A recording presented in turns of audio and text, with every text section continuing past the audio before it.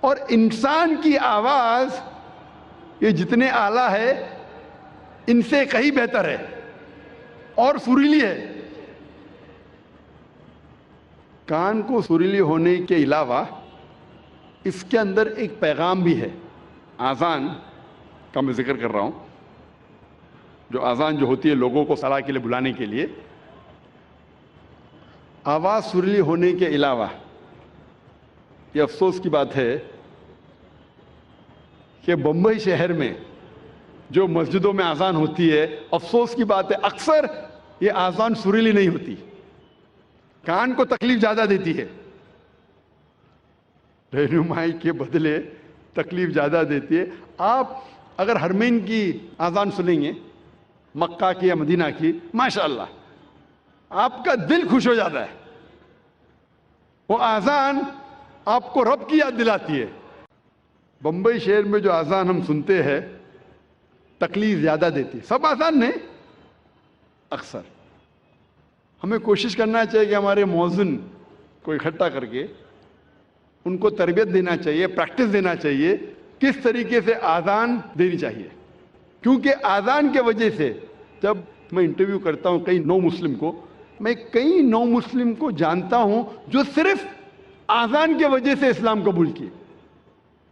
میں پوچھتا ہوں اکثر نو مسلم سے، آپ کو اسلام میں سب سے زیادہ پسندیدہ چیز کیا لگی؟ اکثر لوگ کہتے ہیں توحید اور کئی چیزیں. کچھ لوگوں نے مجھ سے کہا وہ اذان اتنی اچھی ہے کہ جب بھی اذان سنتا ہوں میں دل میرا باغ باغ ہو جاتا ہے، دل خوش ہو جاتا ہے. تو ہمیں کوشش کرنا چاہیے کہ ہمارے مؤذن جو ہے اس شہر میں ان کی تربیت کرے کہ کس طریقے سے صحیح اذان دینا چاہیے. اور جیسے میں کہہ رہا تھا کہ اذان سریلی ہونے کے علاوہ ایک پیغام دیتی ہے ہمیں. افسوس کی بات ہے کہ اکثر مسلمان اذان کی معنی جانتے ہی نہیں.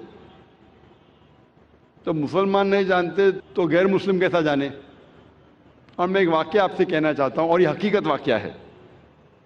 تقریباً 10-15 سال پہلے جب میں کیرلا میں گیا تھا تقریر کرنے کے لیے، اور یہ حقیقت ہے، مجھے مہمان خصوصی بنا گیا تھا اور میرے تقریر کے پہلے ایک غیر مسلم پولیٹیشین کو بلایا تھا. اور اپنے تقریر میں ہر پولیٹیشین جو غیر مسلم ہے کوشش کرتا ہے کہ اگر مسلم گیدرنگ دیکھتا ہے تو وہ تعریف کرے گا اسلام کی. تو یہ غیر مسلم پولیٹیشین تعریف کرتے کرتے کہنے لگا کہ ہمارے اس دیش میں جو مسلمان مغل بادشاہ اکبر اتنے مہان کام کیے، اسی لیے مسلمان روز 5 بار اللہ اکبر کر کے اکبر بادشاہ کی تعریف کرتے. آپ سمجھ رہے ہیں یہ جوک ہے؟ جوک نہیں، حقیقت ہے. اور میں خود گواہ ہوں. میں سٹیج پہ بیٹھا تھا. اچھا، میرے تقریر کے پہلے اس نے کہا، تقریر میں میں نے اس کی غلط فہمی کو دور کیا کہ ہم مسلمان جب اللہ اکبر بولتے ہیں تو اکبر بادشاہ کی تعریف نہیں کرتے. اکبر بادشاہ تو موجود بھی نہیں تھا اس وقت. اللہ کے رسول کے ٹائم پہ اکبر بادشاہ کہاں تھے؟ جب اللہ اکبر کہتے ہیں اس کی یہ معنی ہے کہ اللہ سب سے بڑا ہے، اللہ از دا گریٹسٹ. اسی لیے ہر مسلمان کا فرض ہے کہ کم از کم وہ اذان کی معنی کو جانے تاکہ خود کے دل پہ اثر ہو، اور ساتھ ساتھ جو لوگ کو اس کی معنی نہیں پتہ ہے، غیر مسلمانوں کو نہیں پتہ ہے، ان لوگوں کو اس کی معنی بتائے. اور اذان میں ہم 4 بار دہراتے اللہ اکبر اللہ اکبر اللہ اکبر اللہ اکبر. اللہ سب سے بڑا ہے، اللہ سب سے بڑا ہے، اللہ سب سے بڑا ہے، اللہ سب سے بڑا ہے. اشہد ان لا الہ الا اللہ، میں گواہی دیتا ہوں اللہ کے علاوہ کوئی معبود نہیں. میں گواہی دیتا ہوں کہ اللہ کے علاوہ کوئی معبود نہیں. اشہد ان محمد رسول اللہ، میں گواہی دیتا ہوں کہ محمد صلی اللہ علیہ وسلم اللہ سبحانہ تعالیٰ کے رسول ہے. میں گواہی دیتا ہوں کہ محمد صلی اللہ علیہ وسلم اللہ کے رسول ہے. حی علی الصلاح، حی علی الصلاح، آؤ صلاح کی طرف، آؤ صلاح کی طرف. حی علی الفلاح، حی علی الفلاح، آؤ فلاح کی طرف، آؤ فلاح کی طرف، آؤ کامیابی کی طرف، آؤ کامیابی کی طرف، آؤ اچھے کام کی طرف، اچھے کام کی طرف. اللہ اکبر اللہ اکبر. اللہ سب سے بڑا ہے، اللہ سب سے بڑا ہے۔ جب ہم آذان کی معنی کو جانیں گے پھر ہمارے دل پہ آذان کا اثر اور گہرا پڑے گا۔ صرف عربی نہیں جاننے کے باوجود پڑھتا ہے الحمدللہ ثم الحمدللہ، لیکن اگر اس کی معنی جانے تو انشاءاللہ یہ اور گہرا اثر کرے گا آپ کے دل پر اور آپ کے دماغ پر۔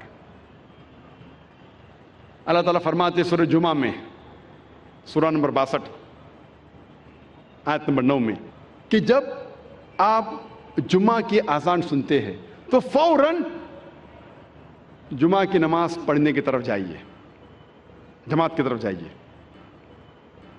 اذان صلاح جو جماعت میں ہوتی ہے اس کے پہلے دینا ضروری ہے۔ اور اللہ تعالیٰ فرماتے سورہ طٰہٰ میں سورہ نمبر 20 آیت نمبر 11 اور 12 میں جب موسیٰ علیہ السلام آگ کی طرف جاتے ہیں تو ایک آواز سنتے ہیں، اللہ تعالیٰ کہتے ہیں اے موسیٰ اپنے پیروں میں سے جوتیاں نکالو کیونکہ تم پاک وادی میں ہے، وادی طویٰ میں۔ کیونکہ اللہ تعالیٰ حکم دیتے ہیں موسیٰ علیہ السلام کو، اس حکم کا ذکر ہے قرآن مجید میں سورہ طٰہٰ میں سورہ نمبر 20 آیت نمبر 11 اور 12 میں۔ اسی لیے ہم مسلمان صلاح کے پہلے ہمارے جوتیاں نکالتے ہیں۔ اس کا ذکر آتا ہے یہودی اور عیسائی مذہبی کتابوں میں بھی۔ لکھا ہے بک آف ایگزڈس میں چیپٹر نمبر 3 ورس نمبر 5 میں خدا کہتے ہیں موسیٰ علیہ السلام سے draw not nigh hither, put off thy shoes from thy feet, for the place where thou standest is holy ground۔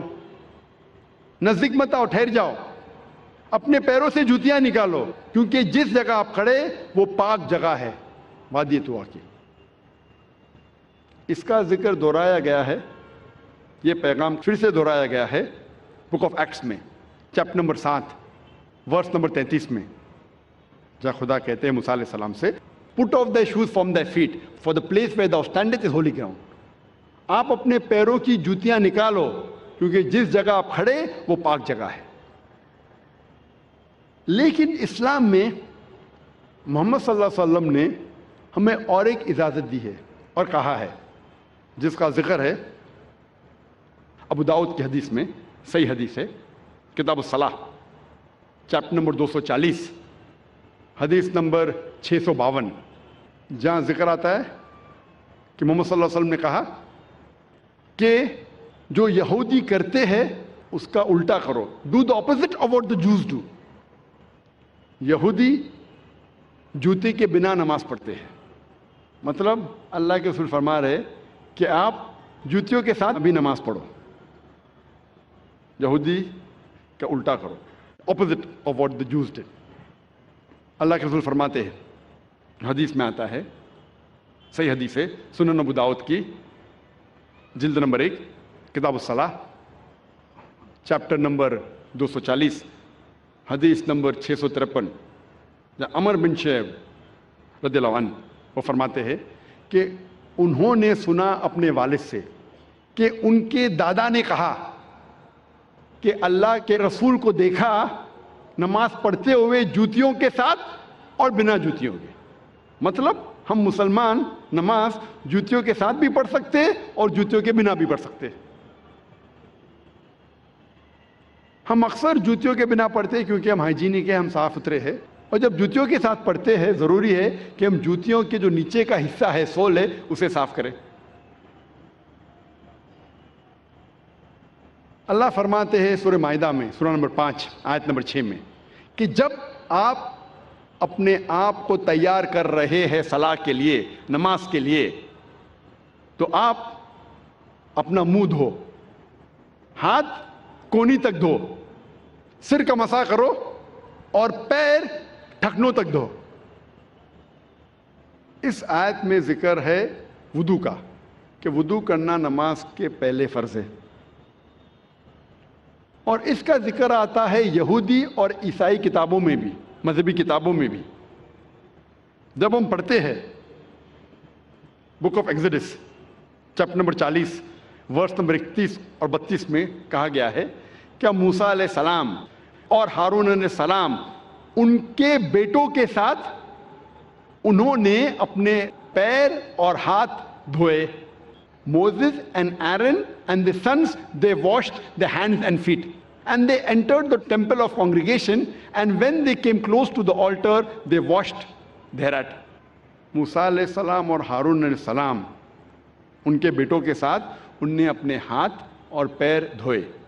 اور جب ٹیمپل اور کانگریگیشن میں داخل ہوئے, جب آلٹر کے نزدیک آئے تو ان نے اپنے آپ کو دھوئے.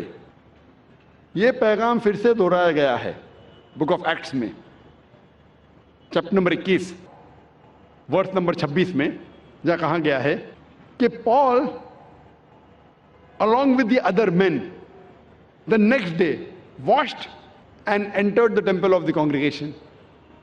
سینٹ پال دوسرے آدمیوں کے ساتھ دھویا اپنے آپ کو اور وہ ٹیمپل میں داخل ہوئے.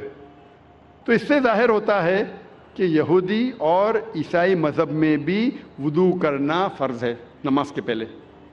اللہ کے رسول فرماتے ہیں, لکھا ہے صحیح بخاری میں جلد نمبر 1 کتاب الصلاح چیپٹر نمبر 56 حدیث نمبر 429 میں اللہ کے رسول فرماتے ہیں کہ میرے اور میرے مومن کے لیے یہ ساری زمین, اس دنیا کی ساری زمین ایک مسجد ہے.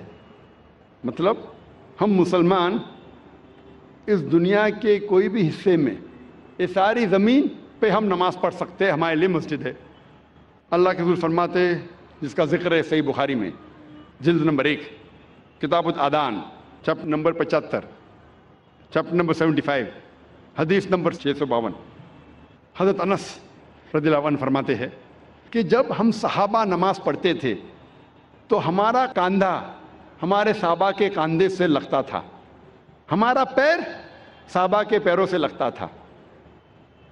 اللہ کے رسول فرماتے ہیں, صحیح حدیث ہے سنن ابو داؤد کی جلد نمبر 1 کتاب الصلاح چیپٹر نمبر 245 حدیث نمبر 666 اللہ کے رسول نماز شروع کرنے کے پہلے پلٹتے اور کہتے ہیں کہ اپنی قطار کو سیدھی کرو, اسٹریٹن یور روز, اور کوئی جگہ بیچ میں مت چھوڑو, اور جگہ کو قریب کرو تاکہ شیطان آپ کے بیچ میں نہ آئے.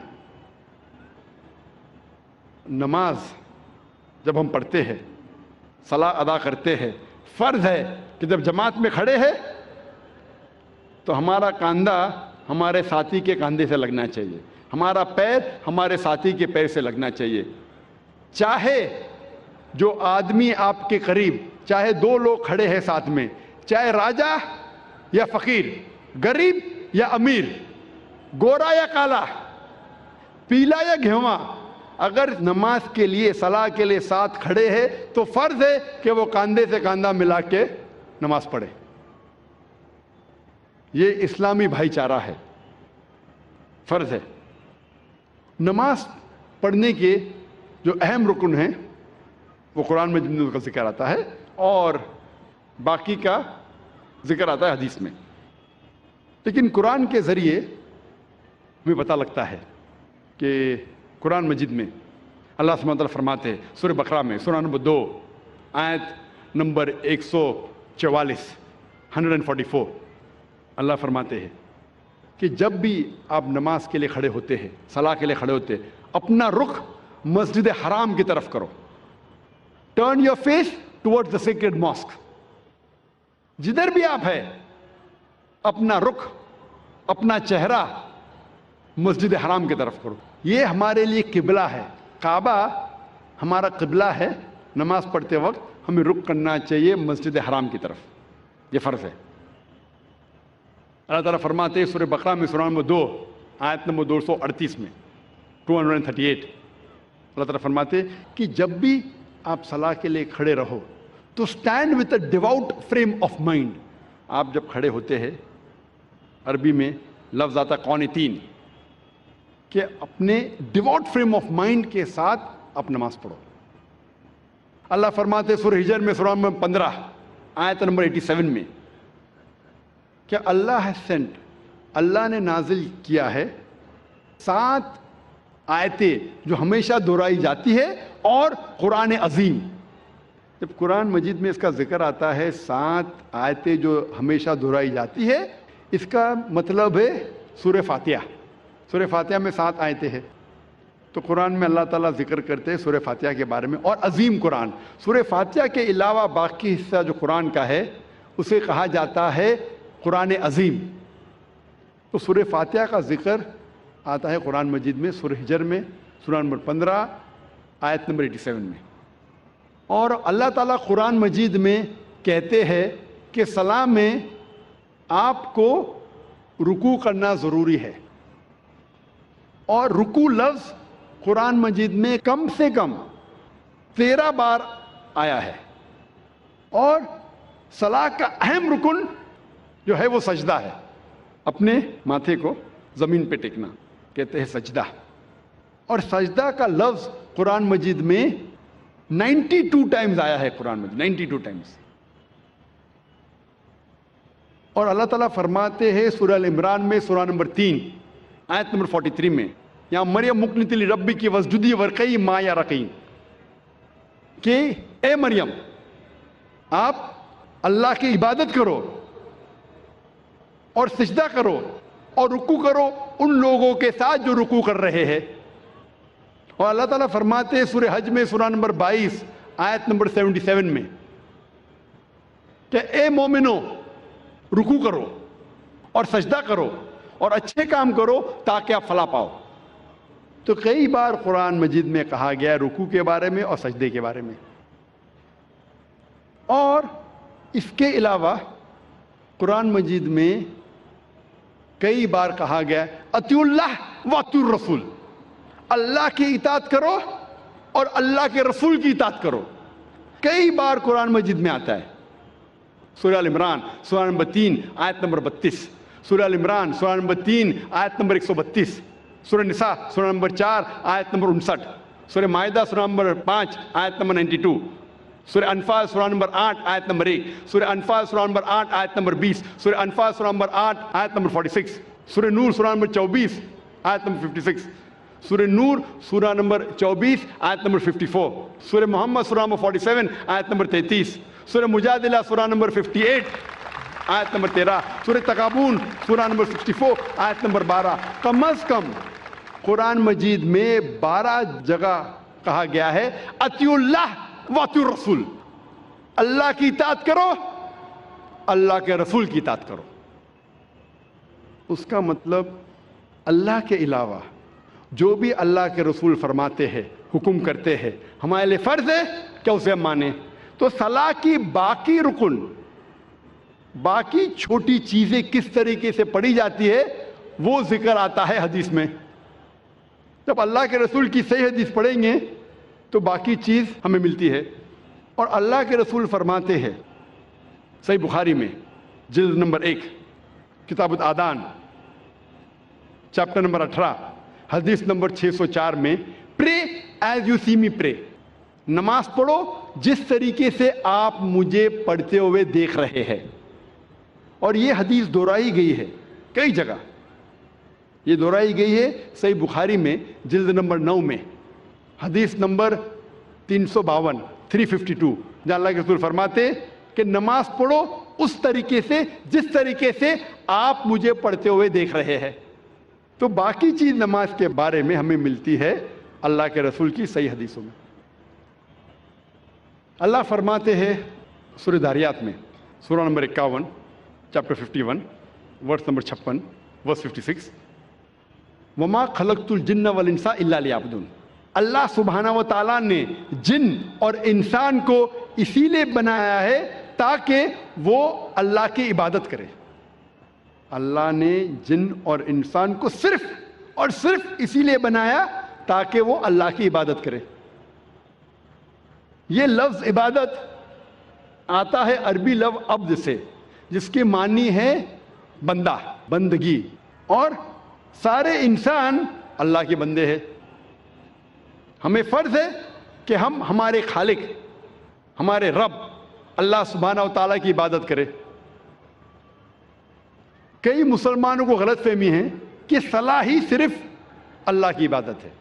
صلاح اللہ کی ایک اہم عبادت ہے، سب سے بہترین. لیکن صرف صلاح عبادت نہیں. عبادت کے معنی عبد، بندگی، اللہ کا کہنا ماننا. جب ہم اللہ کا حکم مانتے ہیں تو ہم اللہ کی عبادت کر رہے ہیں. اللہ جس چیز سے ہمیں روکتا ہے ہم اس سے پرہیز کرتے ہیں، ہم اللہ کی عبادت کر رہے ہیں. لیکن سب سے بہترین عبادت ہے صلاح. اور جو انسان صلاح نہیں پڑھتا ہے، صلاح نہیں پڑھنے کے کئی نقصانات ہیں. جو انسان صلاح نہیں پڑھتا اس کا ایمان کمزور ہوتا ہے. ہو سکتا ہے کہ وہ اپنا ایمان بھی گوائے. انسان سوچنے لگتا ہے کہ میرے پاس پیسہ ہے، میرے پاس دولت ہے، عیش ہے، آرام ہے، اللہ سے دور جاتا ہے. صلاح نہیں پڑھتا ہے اور دور جاتا ہے. صلاح نہیں پڑھنے سے آپ کی زندگی میں ڈسپلن نہیں آتا ہے. ہو سکتا ہے کوئی شخص مجھ سے پوچھے گا، میں کئی لوگ کو جانتا ہوں جو صلاح نہیں پڑھتے لیکن ایک دم پابند ہے، اپوائنٹمنٹ کے پابند ہے، ڈسپلن ہے.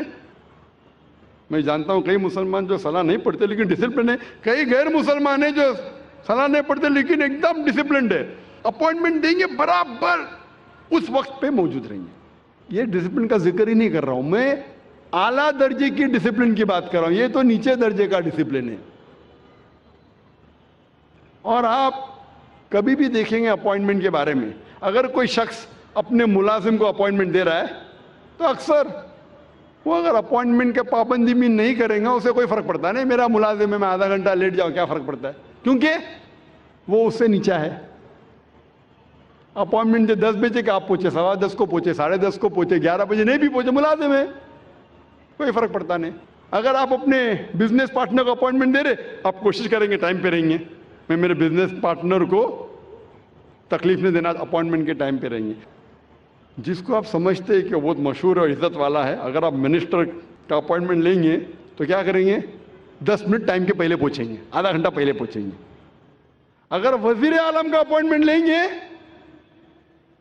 آپ ڈریں گے کہ اپوائنٹمنٹ چھوٹنے جائے گا تو آدھا گھنٹہ پہلے پہنچیں گے، 1 گھنٹہ پہلے پہنچیں گے. یہ انسان کی فطرت ہے.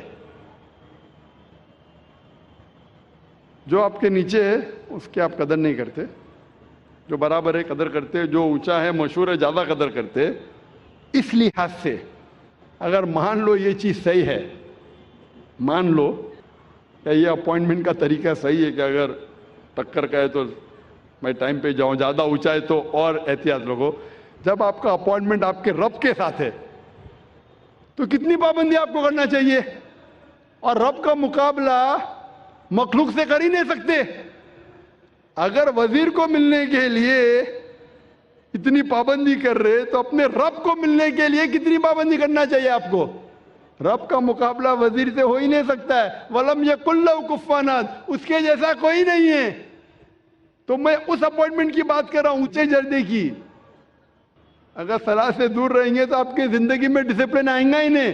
جب وزیر آپ کا تھوڑا فیور کرتا ہے تو آپ ہل جاتے ہیں، اس کے لیے کچھ بھی کرنے کو تیار ہے. ہمارا خالق آپ کو زندگی دی ہے، ہمیں زندگی دی ہے، ہمیں اتنے نعمت دی ہے، ہم کتنا شکر ادا کرتے. اور جو سب سے بہترین نعمت ہے وہ تو ہم کبھی سوچتے بھی نہیں. میں آپ سے پوچھنا چاہتا ہوں